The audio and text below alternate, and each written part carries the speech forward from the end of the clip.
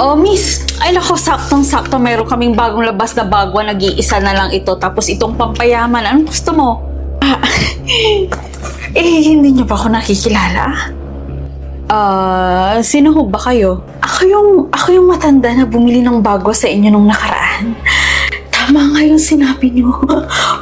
Bumata ako. Sinunod ko lang yung mga sinabi niyo, yung mga ritual. Lahat sinunod ko. Worth it yung 10,000. Bigay ko na lang sa inyo ng 10,000. Munan lang.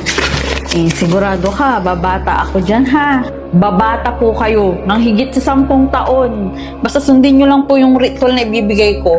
Sige, bilhin ko. Salamat ho ah. Babata po talaga kayo dyan. Di ba 349 nyo lang nabili yun? Parang taas ng patong ninyo. Hindi ba tayo kakarmahin dyan, Nay? Na, ganoon talaga. Business is business. Nay. Paano nangyari yun? Di ba alam naman natin ang totoo na hindi talaga nakakapagpabating bago na yun? Abay, ewan ko nga anak eh. Ano yung binili niya na pampabata? Ito, pampabata. Oo, yun na yung ebidensya. Tingnan nyo, bumata siya. Bibilhin ko na. Nauna ako, miss. 20,000 yung benta ko dito sa kanya. Oo. Nay, masyado na kayong overpricing. Dito na tayo yaman. Di ba? 30,000, 50,000, 80,000, 1 million pesos.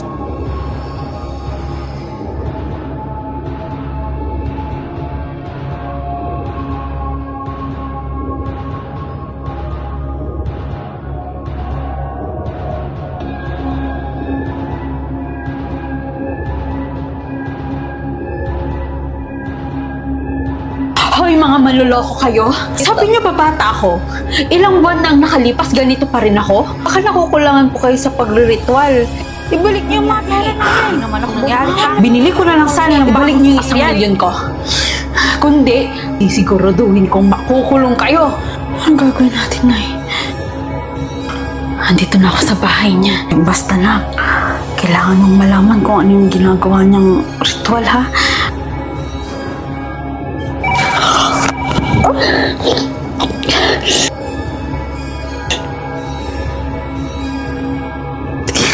Di ba ikaw yung nagbibenta ng bagwa?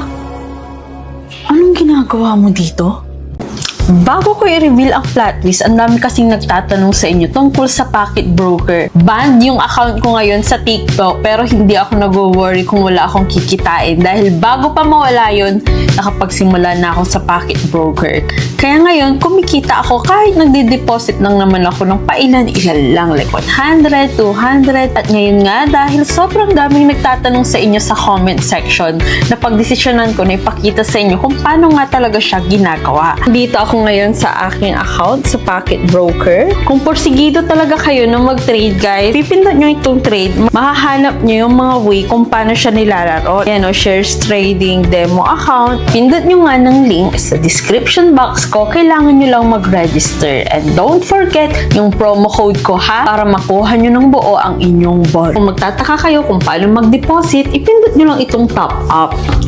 And dito nyo ilalagay yung amount kung ilan ang inyong iti-trade. After nyo pindutin yung top up at makapag-deposit, pwede na kayong magsimulang mag-trade. Pipili lang kayo either buy or sell. In my case, tingnan natin dito sa buy. Yan, nag-trade na ako.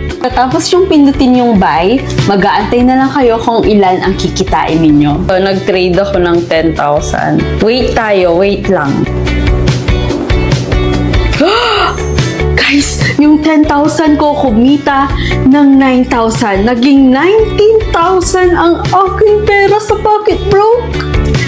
Napakabilis. Oh my gosh. Ganun lang ang gagawin nyo guys. Pagkatapos nyo mag-deposit, pwede na kayong mag-trade. At inuulit ko kung gusto nyo magkaroon ng bonus, gamitin nyo ang promo code ko. Yan ang promo code ko. At ngayon nga, nakumita na naman ako ng 19,200 pesos. Kailangan ko nang mag-withdraw. So, paano ba mag-withdraw sa Pocket Broker? Pumunta lang kayo dyan sa finance option. Click niyo ang withdrawal. At dito nga lalabas yung withdrawal process natin. Pwede ang bank transfer, pwede ang e-wallet, or cryptocurrencies. So, i-withdraw ko na.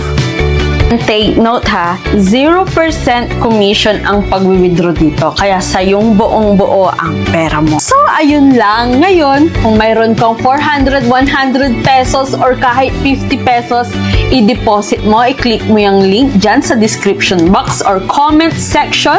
Gamitin mo ang promo code ko at magsimula ka ng mag-trade. Tingnan natin kung makakamagkano ka. Baka next week mayaman ka na. Ayun po. Base po sa kwento ko, yun nga po. Kakasuhan po yung mama ko kapag hindi po namin binalik yung 1 milyon. Nagastos na po kasi namin yun eh. Alam nyo, pasensya na ha. Sa totoo niyan, prank lang talaga yun.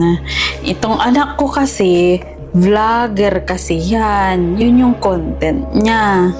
Yun yung gusto niyang content. Kasi nga, sabi nyo, nakakapagpabata. Pero sorry ha. Kasi nung time na yon inatake ako ng asthma ko. Imbis na bumalik siya sa inyo para sabihin content lang lahat yon, hindi niya na nasabi.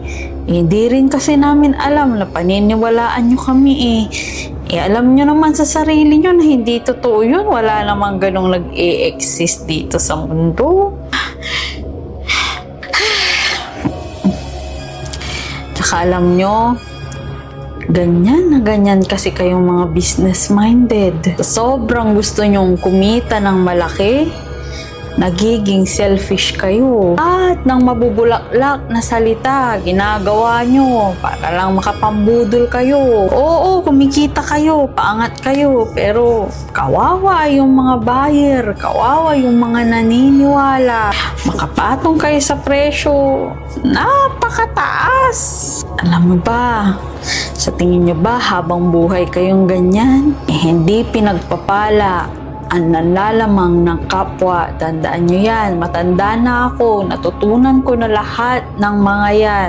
Kaya yung kasaganaan na natatamasan nyo ngayon, dahil sa panlalamang, pandaraya ng kapwa, pagsisinungaling, maniwala kayo sa akin. Ngayon lang yan. Babawiin talaga ng tadhana lahat ng perang kinuha nyo sa iba. Kailangan nyong harapin itong consequence para matuto kayo.